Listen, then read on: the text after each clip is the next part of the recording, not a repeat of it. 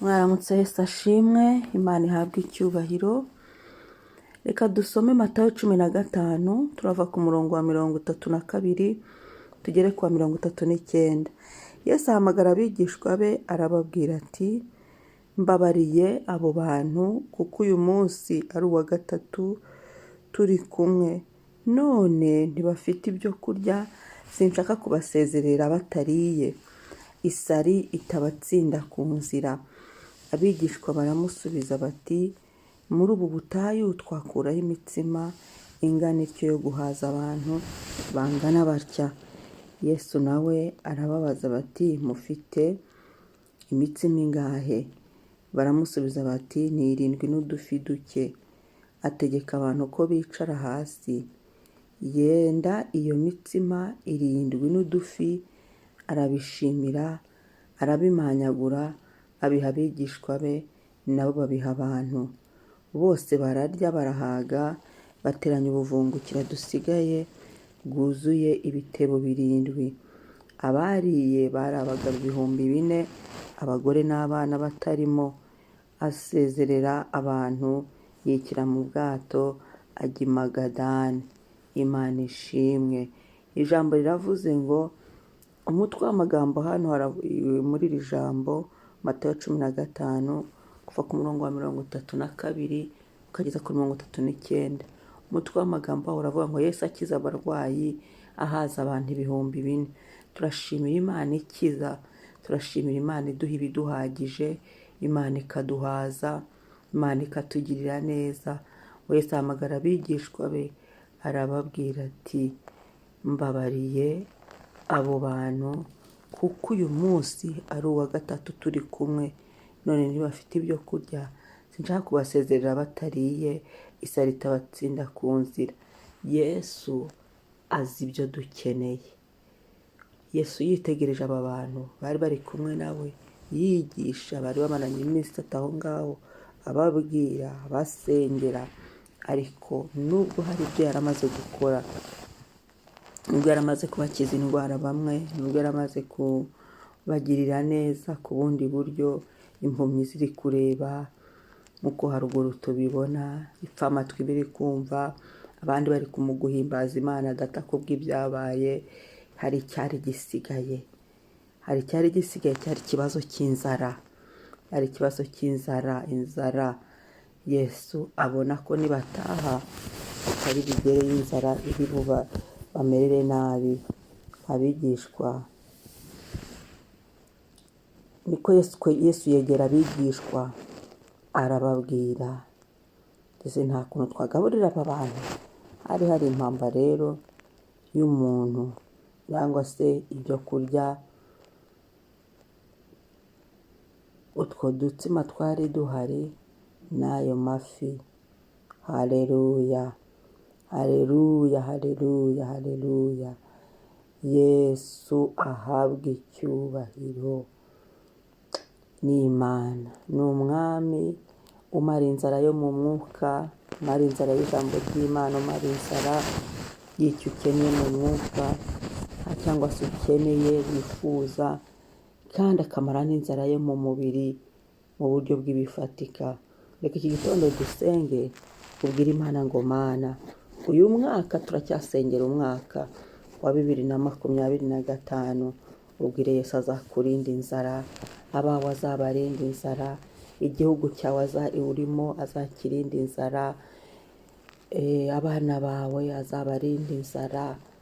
Muri rusange Imana ivubire umugisha w'ibifatika, Imana itanga ibihagije, kuko aya mafi n'utu dutsima 7 ntabwo byari bihagije abantu bangana batya. Ariko Yesu yarasenze, arabisengera, Imana ikora umurimo, irabitubura, biratubuka, bararya barahaga. Noneho rero natwe twisengere, Imana iduha umugisha, Imana itubure. Ahari hari ibyo washakaga Imana yatubura. Imana ivubire umugisha mu biganza byacu, Imana itegeke biremera.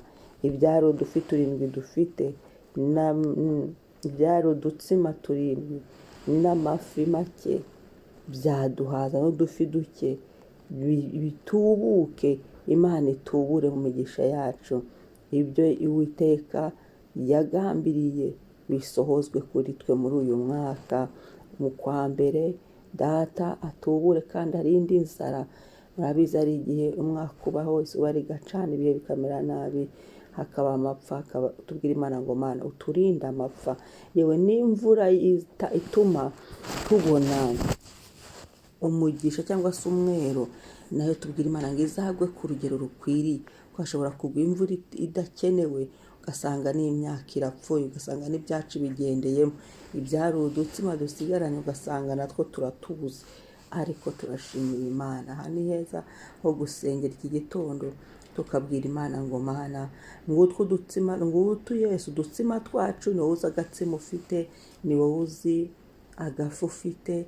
Ubwire Yesu agatubure, ubwire Yesu yongere, ubwire Yesu akuvubire umugisha. Kandi aba bantu ibyo bariye si ibyo bari baguze. Bwira Yesu umwami ati Mwami imigisha yanjye iri mu bantu izangereho. Wisengere ubwire Imana ngo Mana imigisha yanjye iri mu bantu ingereho, imigisha wangemeye imanuka bikugereho byuzuye. Haleluya, uko Imana yabigambiriye. Kandi ubwire Imana ngo Mana ubwo ni bupfundikanye, ubwo ahangaha ni wowe wireba. Wisengere ubwire Yesu ngo Yesu wankoye, Yesu agukuraho gupfundikanya. Ni igihe uyu mwaka ni umwaka wo guhunika.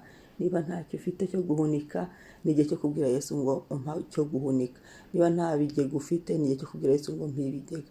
Iri ni ijambo ryiza. Yahagije aba bantu, abagore n'abana batarimo nabo, kandi abo bagore n'abana barariye, ndetse hagira n'ibisaguka. Imana iduha ibiduhagije ku buryo bisaguka tukabika no mu bubiko bwacu. Niba ari amafaranga ukeneye, ubwire Imana ngo Mana uyu mwaka uzampa amafaranga ahagije abasha kuzuza ibyo nifuza, abasha gukora ibyo nifuza byose. Ubwire Imana niba ari ibyo kurya ukeneye mu rugo rwawe, ubwire Imana iguha ibiguhagije, bizaguhaza bikagutungana n'abawe, bikabahaza mukagubwa neza, ndetse mugasagura mugashyira no mu bigega byanyu. Icyo ushaka ni wowe ukiza uyu mwaka, ni wowe uzi ibyo wifuza. Reka dusenge Imana. Haleluya. Mwami Yesu ndagushimiye, ni wowe ukora bikamenyekana. Turagushimiye ko ari wowe uduhaza, ukaduha ibiduhagije, ukaduha ibidutunga, ukaduhereza tukagubwa neza Mwami, ndetse tukanasagura ibyo kubika mu bigega byacu nk'uko wabikoze hano. Barariye ndetse ngo barasagura. Haleluya, haleluya, haleluya. Umwami ahimbazwe, umwami yamamare, umwami asingizwe, umwami ashyirwe hejuru, Kristo yamamare. Mwami turi imbere yawe, turasenze ngo uyu mwaka wa 2025 Mwami tugushimiye ubuntu, tugushimiye imbabazi zawe, tugushimiye ineza. Iyo watanze kurama, iyo watanze ubuntu bwo kubaho, umunsi ku munsi ugenda dusukira ubuntu. Turasenze iki gitondo Mwami, uyu munsi uganze, uyu munsi utegeke, izina ryawe ryubahwe hafi na kure, izina ryawe rihimbazwe kuduhaye kubyuka amahoro, izina ryawe niryamamare kuduhaye kongera kumererwa neza, kongera kuduha umwuka tugahumeka ku buntu. Shimwa Mucunguzi. Ndasenze Mana iki gitondo kugira ngo ibihugu turimo ubirinde inzara. Turanze inzara, hariho impamvu nyinshi zahagurutse inzara, hariho gahunda nyinshi zaba maze inzara igafata ibihugu. Ariko turasenze Mwami, ibihugu turimo Mwami, igihugu Yesu ndi mu kirindi inzara, mu izina rya Yesu. Tanga umugisha mu butaka, tanga umugisha w'ibifatika, tanga umugisha, kingura mu bubiko bwawe Yesu, uhereza abantu bawe kubw'imbabazi zawe n'ineza yawe, mu izina rya Yesu, mu mbaraga za Yesu, mu izina rya Yesu. Niwe wenyine utanga kuruhuka, ngo nuko Yesu ngategeka abantu ko bicara hasi. Haleluya, haleluya, haleluya. Ruhura abantu Mwami iki gitondo aho bari barushye, ruhura bari bafite intica ntikize. Ruhura uyu mwaka Mwami, abagusaba ibyo bakora ubaruhure, abagusaba ineza yawe ubaruhure, ubiyereke mu izina rya Yesu. Kristo mwiza, Kristo mwiza, uduhe mwami ibihagije. Umurongo wa 37 ngo nuko bararya barahaga. Mana yo mwaka uduhe ibiduhagije. Umuntu wese uko agusaba umuha ibimuhagije. Umuntu wese uko akwinginga ubimuha ibimuhagije. Uduhere abana ibibahagije, uduhere ingo ibiduhagije, uduhere imiryango ibiduhagije, uduhere abo dusenga n'ibiduhagije mu izina rya Yesu Kristo. Ibyo twifuza byose mwami, ntitubone ibicecete, ntitubone ibisigara, ntitubone ubuvungukiro, umwuka w'ubuvungukiro ushyukongoke. Ibyacu mwami byazaga kugabanya ibyacu, ibyatwirukankanaga amaboko yacu agahora akora mwami, dusanga ntacyo twagezeho, turuhira ubusa. Oya, ahubwo dusengeye ibyacu biri mu bantu, dukingurira inzira zacu zica mu bantu kugira ngo uyu mugisha upfunguke. Abantu ntibariye ibyo baguze, abantu ntibariye ibintu, ahubwo bariye ibyo wazanye, ibyo wabahaye. Uri Imana idutunga, we waturemye, uzi n'ibyadutunga, uzi n'aho twabonera umugisha, uzi n'icyatugirira umumaro mu gihe gisa nk'iki mwami. Uduhe kubona ibidutunga, uduhe ibiduhagije, dusagurire n'ibigega byacu, dusagurire n'abandi, tubashe no gufasha abakene, tubashe no kugirira abandi neza. Erega mwami uwazanye udutsima n'aya mafi, erega yakoze umurimo ukomeye. Yatumye abantu barya ntibicwa n'inzara, yatumye abantu barya bagira imbaraga, yatumye abantu barya bagenda amahoro baguwe neza. Reka mwami Yesu, bari bafite ibisubizo byacu, nibabirekure babitugezeho. Uyu mwaka tuzabizatugereho, bari ari bo bantu b'inzira zo gutabarwa kwacu. Abo bantu duhuze nabo kugira ngo ubutabazi watugeneye utugereho mwami. Turagushima iki gitondo, uyu munsi duhanze, ibyo byomatane n'umunsi wacu, ibyo byomatane n'ubuzima bwacu. Bikore ku buzima bwacu, bisohozwe ibyari inzara Satani aho yari guturuka. Bari bashonje Mana, ukenure abantu bahe guhaga, kandi mu mwuka ukenura abantu, mu mwuka abantu bamenye ko ari wowe ukenura. Mu izina rya Yesu abantu bige gusoma ijambo, abantu bakwizirika, abantu bakwizere, abantu bakwikomezeho Mana. Ndagushimiye Papa, komeze kuganza, utegeke hafi na kure, none n'iteka ryose. Amen. Murakoze, mwari kumwe na Mama Ebenezer. Shalom shalom. Mwibuke gukora subscribe na share. Shalom.